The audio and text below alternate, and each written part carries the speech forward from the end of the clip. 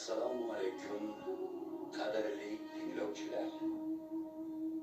Mana necha asrlarkim muborak Ramazon islom olamini munavvar aylamoqda. Zero uning sharofati bilan yurtimizda, xonadonimizda, qalbimiz va shuurimizda poklikka intilish hissiyoti yanada jo'sh uradi. Iloyo shu intilish aslo so'nmasin. Ramazon kunlari va tunlari aynan shu muqaddas kitobimiz Qur'oni Karimni mutolaa qilmoq har bir muslim va musulmon uchun xayrli va savoblidir. Shu bois ixlosli namandalarga yana ham ko'proq qulaylik bo'lsin deb ovozli uslubda taqdim etishga jazb etdik. Bu ishimizni Allohning o'zi bizlarga oson aylasin. Fotiha surasi Makkada nozil qilingan 7 oyatdan iborat.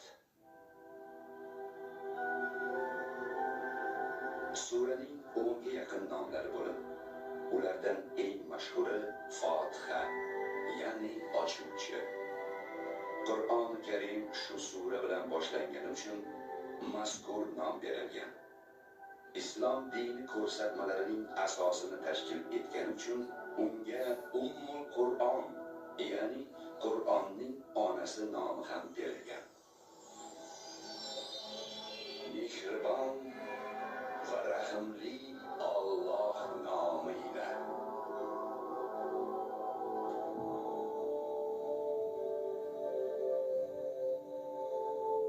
Hamd olamlarning Rabbi Allohga kim?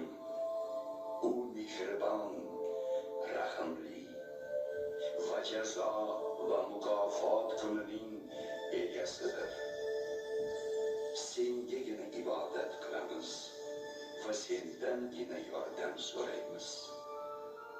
Bizni shunday to'g'ri yo'lga yo'llaginki, u sen in'om etgan zotlarning yo'li bo'lsin.